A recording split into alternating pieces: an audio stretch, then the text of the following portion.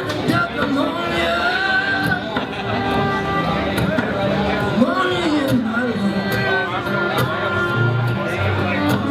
NewsOK.com, I'm George Lang. I'm here with Parker Millsap. Saw your performance in there. It was pretty extraordinary. Tell me where does this kind of rootsy, very earthy approach to music come from? Well, I grew up listening to a lot of gospel music and also a lot of blues and songwriter music, and I was raised in a Pentecostal church, so maybe the excited part comes from that. Right. So, yeah, that's just all I've ever really known, I guess.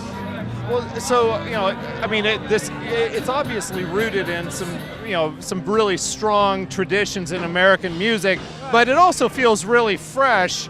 It's like when you started playing this music,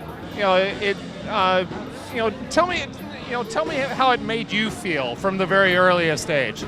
I'm just trying to write a good song. That's for me. That's it. That's just trying to write a good song. Part of like our sound came from basically we got tired of trying to keep up with drummers, and so we kind of abandoned them. And then Mike got an upright bass, so it's like, well, let's see how much racket we can make with an acoustic guitar and an upright bass. And so we figured that out, and then Dan came into the deli one night and was like, hey, can I play with you guys? So we got a fiddle player. But it feels great to play music. I mean, I bet anybody here would say that. But well, now tell me a little bit about this. I mean, it doesn't feel like you're particularly influenced by any one person. It's coming from an original source, it seems like. And now tell me if I'm wrong. Has there been anyone in particular that kind of inspired your musical delivery, your vocal delivery?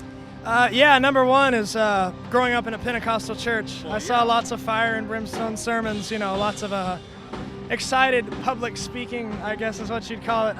So the public speaking, the preaching actually works its way into it as well. I think it has to. As many Sundays as I sat, seeing that, it's kind of inevitable that happened. Right. But I could rattle off a lot of influences, and you'd be like, oh, well, that makes sense. Sure. I've heard that the key is just stealing and being really good at hiding it. Nice. Just clever thievery. Right. Okay. Now tell me about recordings. What have you got? Are you working on anything right now? Yeah. We released Palisade by ourselves. We recorded it all ourselves, or not ourselves, but we put all the money for it. We recorded that last year, and it came out in last April, I guess. And this January, we recorded a new record. But we're working on some distribution deals and that sort of thing with it, so it probably won't come out until next January. Oh, okay. But it's on its way. So. Right. But barely anybody knows about Palisade, so we're kind of still trying to get that out there. So it's still fresh out there, and you can work that for now. Yeah, I mean, we've been playing the songs for at least like 9 months now, but we got a fresh batch of songs and thought let's record them while they're fresh to us, and so we got them recorded, but we're just waiting to release it. So. Well, tell me about your experience with the Buffalo Lounge. I mean, obviously this is a great showcase for Oklahoma musicians. What's your experience been like? It's great. The stage is really awesome, and everybody that came out was super supportive.